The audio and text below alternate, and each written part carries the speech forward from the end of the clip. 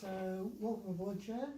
We're all ears to hear about what you've got to tell us about the place we've been here so long. So, from my recollection, when Mr. David came here, I was approximately 10 years of age.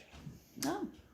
So, and my dad and I, we just came down to introduce ourselves because we used to live virtually across the road, but a little bit further up, and we just wanted to make friends. And Mr. David heard about my dad, and he said, I've heard about you, Charlie, because that was my dad's name. And we just got talking friendly, and whereabouts are you from and that. And he said, look, I've got some jobs here I want done before he shifted up. So, and Dad said, oh yeah, that's okay, I can help you. Well, at that stage, the house only had the well outside there, so there was a few bits and pieces of drainage that he wanted done, and just cleaning up the place, because when he shifted in, the house was sort of left go a little bit. So we tidied it up, and within, my recollection serves me, about within 12 months, they had completely shifted up. They used to come up every weekend from Paran and just work on the house inside and just do whatever they wanted to do to make it their own. So by the time I turned 11, they were already shifted up. And Mr. David had trotting horses, and that was his thing.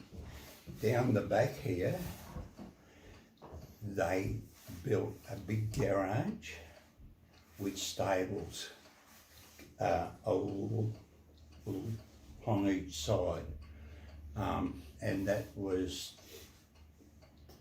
where the horses went as of the time. And further back was a big part of the shed where we had the chaff cutter and the oat crusher, and we used to cut the hay, and of a night after school I would come and I would feed the horses. He also had 2 cows that I had the job of milking twice a day, and that was quite interesting. He actually bought a milking machine because I didn't know how to milk by hand. So he said, that's fine, I'll sort out that. So we bought a milking machine. Mr. David was a very kind-hearted person. Money was virtually no object to him. If he wanted something, he bought it. And we got on really well. And there was an apple orchard up here as well. So my dad used to prune the trees, and we used to actually pick the apples for him, and we used to sell the apples as well, because where I lived virtually across the road, we were situated on an acre, while our family home was built on 1/4 acre, and the rest was in apple trees. So my dad used to do that. And as time went on, I used to go down to Paran with Mr. David to his factory down there. I don't know whether you would knew he made poetry clotheslines, and I think one of them is still out there, and wool wash troughs. In the old days where there wasn't a wool washing machine, you used a concrete wool wash trough. So he made all those, and all concrete products along with toilet systems, and that was his business, and the business name was called J.W. David and Son, and that was that part of it. I only went down to Paran occasionally in the school holidays, and that most of my time was just spent up here.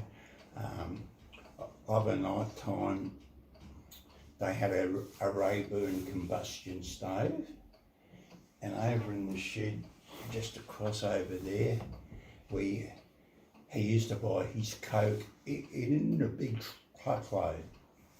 And part of my job was I used to fill the coke bin up of a night, just bring it inside, and the fireplace, which would be that one, and I reckon that all has been put up, and as I go outside and have a good look, this room was the main dining room, and Mrs. David used to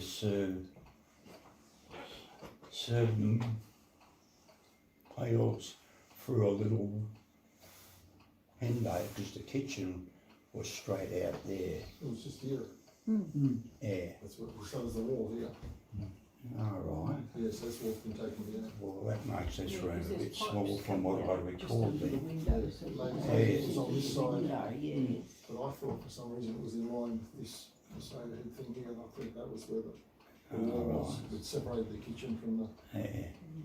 So, yeah, and I used to, in the winter time, we used to fill just outside here with firewood, because the property still had plenty of trees, and he hired a saw bench, and they used to cut the wood, and I used to just bring it down and stack it there. And every year we used to cut the hay and bale it.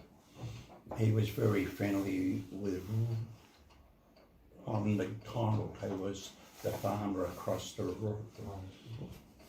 Right. And he used to come and pile the hay, and yeah, we used to cart it in. And really, basically, that's the story of Ambleside Park. If I go outside and have a look around, a lot more will probably come to me.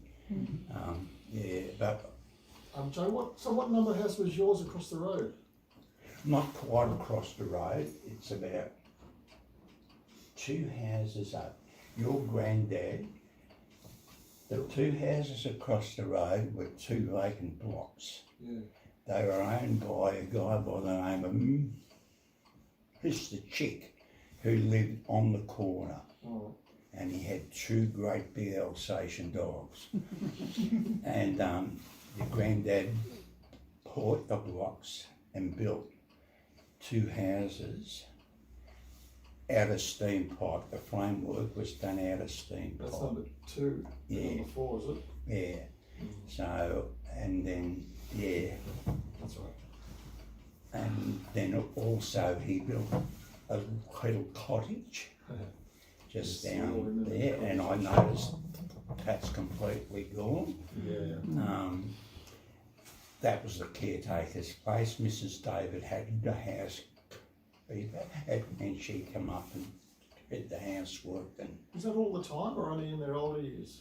Was that all the time? Like, yeah, they always had a caretaker, uh, housekeeper. Mr. and Mrs. Chloe, from my recollection, were the last couple. Mr. and Mrs.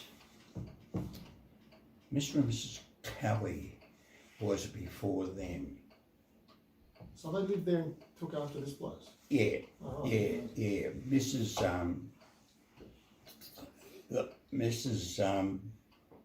Polly and Mrs. Kelly came up and did the housework, sort of thing. Yeah, and Mrs. David was a fairly good cook. Yeah, and that's basically the story of Ambleside Park. Mr. Hanson used to own it a long time ago when he passed away. When I was a kid, we used to come, my sister and I used to come and buy the milk of Mr. Hanson. Yeah. And he's on a horse there, but I don't know which house that is. Right. Might be a shed or something. That's a bull, that's not a cow. Yeah. Did he have a bull? Yeah. He had a bull too, Yeah. okay. All around the property, he had all these steam pipes as fences right around the whole Those ones, property. yeah. Yeah. Yeah. Repurposing. So, yeah, and I remember when it was time for him to slow right down, I had the job of pulling them all out. Oh, wow. Yeah. So, Joe, do you recall what this room was? Because there's obviously a door there off the deck, This was, off the veranda. I never came up Okay. to the house call, very rare. This was sort of just an ordinary spare room. Yeah. Next door will be your mum's room, and down on the right was Mr. and Mrs. David's room. Was here? No, Was it over there? Was that bent over there? Yeah, but I remember it as a kid and I thought it was over there. You don't remember? We've got little ones everywhere. Yeah, Those the ones the every external, room. no, but the inlet, I remember the inlet. I don't remember them having heating at all. No. I think the council put this in. Yeah. Sorry. So this was the area where you could get up to the widow's walk, which Gary was talking about. Yeah, you get up in the roof, front door up. Get around. Alright, well, this part of the house I didn't really have very much to do with, because this was their own, you know, their private Yeah. spot.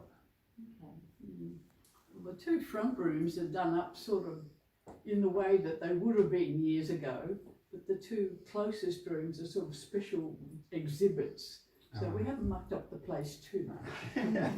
But these would have all been bedrooms, these Yeah, four that's rooms, right, yeah, Okay. yeah. Yeah, you want to see what we've Yeah, done? sure. Yeah. And here's a wooden television. And there's the old record players and everything. We have to show these things because we teach the school children that come here. So they get a look at real things. Yes. Yeah, good. Yeah, come up and look at the parlour, because it's not the lounge. Nobody lounged back then.